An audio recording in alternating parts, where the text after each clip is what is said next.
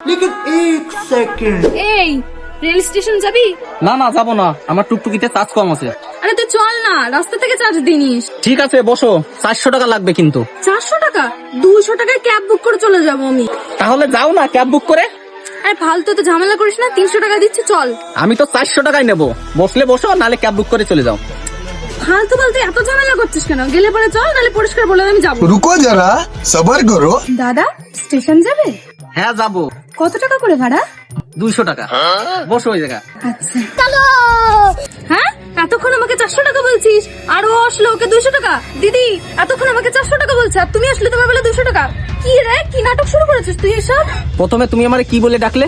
কেন আমি বলেছো তুমি স্টেশন যাবে নাকি? না না তুমি এইটা বলনি, তুমি প্রথমে বলেছো কি রে রেল স্টেশন যাবি। আর এই দিদিটা কি বললো যে দাদা তুমি কি রেল স্টেশন যাবা। আরে দিদি তোমার যে তুই তো গাড়ি বাড়িতে গিয়ে করো, যে তোমার গোলামি করে তাকেই বলো। এই টুকটুকিটা আমি কষ্ট করে কিনছি না, তুমি আমাকে কিনে দিয়েছো।